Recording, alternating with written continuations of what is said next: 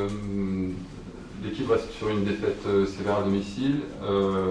Un déplacement à Paris, ça peut paraître source de gros dangers. En même temps, en ce moment, Paris reste sur une série de matchs assez compliqués aussi. Est-ce que vous ne dites pas que c'est le bon moment d'y aller? Écoutez, tous les matchs contre Paris sont compliqués. On ne sait pas quelle équipe ils vont nous aligner en face de nous. Voilà. Le niveau athlétique de leurs joueurs. Mais je ne me guette pas pour eux. Ils sont costauds quoi qu'il arrive. Que Messi joue ou pas On ne sait pas qui va jouer en face de nous. On verra.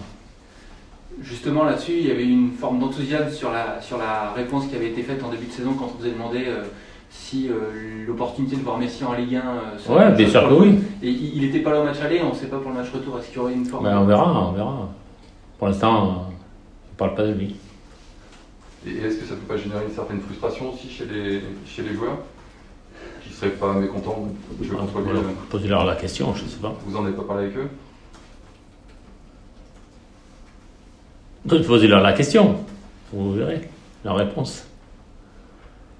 Au match aller, vous aviez montré un beau visage, il y a eu 4-2.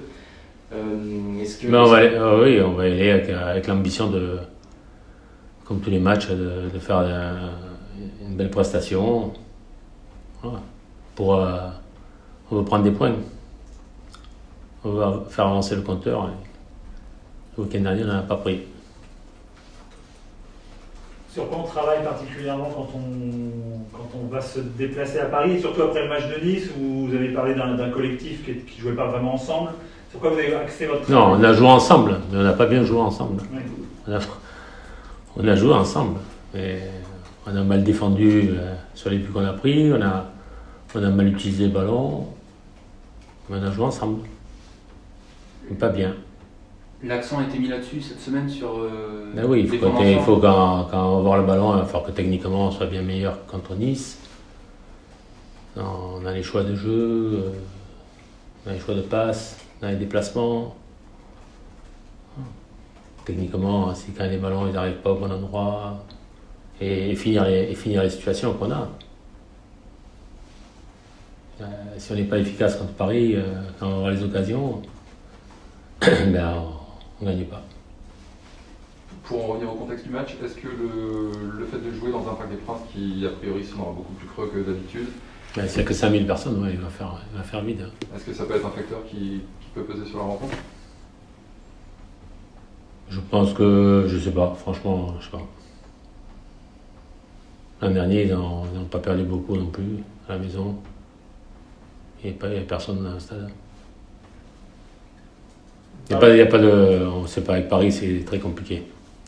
Quoi qu'il arrive, on sait qu'il faut s'attendre à courir après le ballon. Parce que toutes les équipes courent après le ballon, mais il va falloir bien courir après le ballon surtout. Et surtout quand on va l'avoir, bien l'utiliser pour nous donner un minimum de chances d'aller marquer des buts. Est-ce que le scénario du match à Marseille, Michel, irait bien pour samedi soir? À Paris, ils sont au-dessus de Marseille. Sur le scénario, la façon dont c'est passé? On verra, à nous de... Quoi qu'il arrive, contre Paris, il faut bien défendre. Ce qu'a bien fait Lyon la semaine dernière. Ils ont bien défendu, ils ont contré bien. Ils auraient pu mener 2-0. Ils n'ont pas mené 2-0. Et ils se sont fait rattraper. Lorient, pareil. Avant la trêve. Pareil. Quand on a les opportunités contre Paris, il faut les tenir. Si on ne marque pas, si on ne score pas, derrière, ils rattrapent. Bien défendre, est-ce que vous avez confiance dans votre équipe pour qu'elle défende mieux que ce qu'elle a fait face à Nice? Bien sûr que oui, bien sûr qu'on est capacité de le faire. On l'a déjà fait. Pourquoi on ne le referait pas?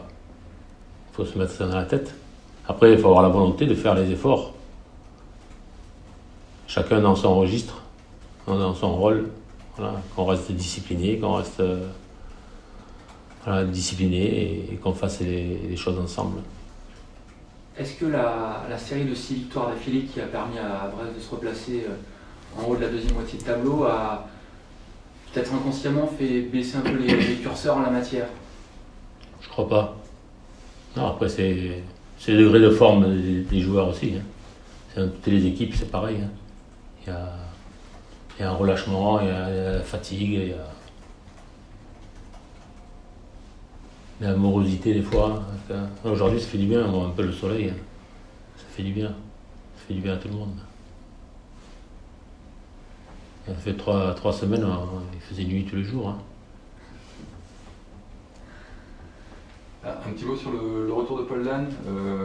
C'est un joueur que tu connais bien pour l'avoir côtoyé pendant 2 saisons, je crois, à Montpellier. Ouais.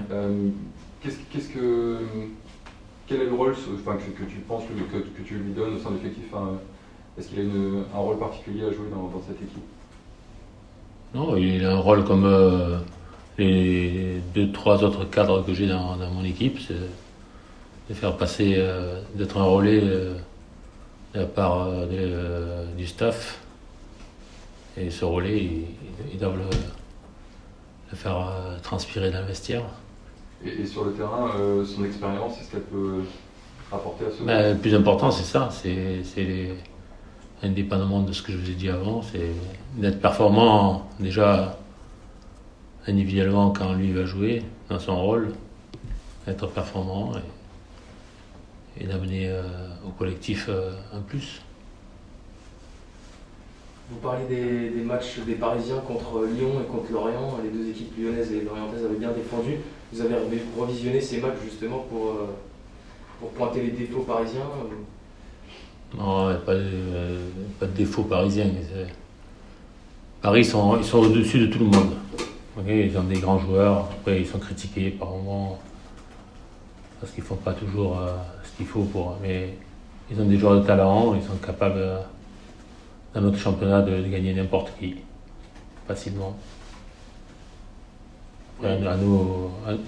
Après, s'ils nous laissent l'attitude de marquer, et de ne pas bien défendre contre nous, à nous de bien utiliser le ballon et de les planter. Hein. C'est plus le Paris Saint-Germain qui écrasait tout le monde quand même il y a encore quelques temps. Ouais, ils écrasent quand même tout le monde. Vous ne les trouvez pas moins dominateurs? On trouve qu'ils ne maîtrisent pas forcément tous leurs matchs comme ils pouvaient le faire. Ah, écoutez, on verra après le match, on en reparlera. On parlait d'individualité, Michel, avec Paul Lannes.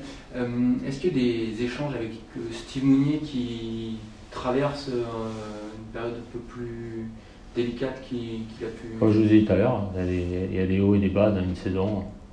Hein, à lui de se ressourcer et de retrouver de la fraîcheur pour à nouveau être performant, plus performant. Ça joue inévitablement sur l'aspect offensif, le côté offensif et prolifique en termes de but du Stade Brestois. Et quand nos attaquants marquent plus, c'est compliqué. Parce que c'est eux qui nous ont marqué la grande majorité de nos buts depuis le début de saison. Voilà. Aujourd'hui, il y a une petite panne sur les 2 derniers matchs championnat. À domicile, hein. À l'extérieur, on a marqué. Voilà, à nous de retrouver cette efficacité et cette justesse et insouciance aussi par moment. Il ne faut pas gamberger, mais pour marquer des buts, il faut toujours être en mouvement. Et on est un peu moins en mouvement en ce moment. Lui notamment, dans ses duels, dans ce moment. Pour tous les attaquants, pour marquer des buts, il faut être en mouvement. Il faut toujours attaquer les ballons, couper les trajectoires, être prompt à enchaîner vite. Vous parliez de degré de forme tout à l'heure, de morosité aussi, le temps et autres. Vous sentez des joueurs qui ont un petit peu de mal à avoir l'enthousiasme de la fin d'année, en début d'année? Ouais, mais ça arrive à tout le monde. Hein. Ça arrive à tout le monde, à toutes les équipes du Nord aussi. Et je pense que à nous de nous réveiller un peu. Hein. Une question sur Brendan Chardonnay, je l'ai eu juste avant. Comment vous jugez sa saison, son leadership en tant que capitaine? Non, Brendan, c'est un bon défenseur. Voilà, à lui de continuer à bien travailler pour rester dans ce qu'il fait de bien actuellement depuis le début de saison. Dans son rôle de capitaine, c'est un capitaine, on dit que c'est le relais de l'entraîneur. Est-ce que vous pouvez vous appuyer sur lui pour... Ouais, il fait partie des joueurs sur qui j'attends qu'il soit leader dans le vestiaire, oui, bien sûr. Et lui, comme il nous a parlé de Paul Lannes tout à l'heure, il fait partie des joueurs avec qui je fais passer mes messages. Il remplit bien ce rôle, vous trouvez? C'est pas forcément inné. Ah ouais, non, mais c'est pas. Ça n'a jamais été un grand employeur, hein, mais voilà.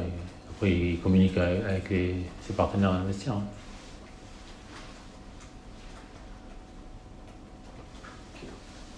Juste un petit mot sur l'opposition. Bon, on sait que Neymar ne sera pas là, mais s'il y a un doute, on sait que par contre Mbappé sera là. Comment est-ce qu'on s'organise pour neutraliser un tel joueur? Il faut être conscient. De toute façon, c'est très compliqué. Ça va dépendre qui c'est qui va jouer à côté de lui, qui c'est qui va au milieu de terrain. Il y a des joueurs qui sont capables de donner des bons ballons. On le voit à tous les matchs. Hein, quand il laisse 5 cm d'espace, il optimise. Il faut être bien placé tout le temps, il faut bien concentrer, avoir la bonne distance pour pouvoir intervenir. Et après s'il est dans un grand jour, il peut transpercer tout le monde. On sent quand même que l'animation est un peu différente quand Messi et Neymar sont pas là avec lui, que ce soit Cardi ou Di Maria. Je pense qu'ils vont récupérer Di Maria, il sera là. Après, est-ce qu'il va jouer avec Icardi en pointe? Je ne sais pas. On verra, on ne sait pas qui c'est qui va jouer. On est comme vous, on ne sait pas, on attend. Mbappé, selon vous, peut gagner un match à lui tout seul? Ben, il a gagné quelques-uns à lui tout seul. Ouais. Mais il faut qu'il y ait des ballons. Il a quand même assez de bons joueurs au milieu de terrain, il a assez de bons joueurs pour distiller des bons ballons. Hein.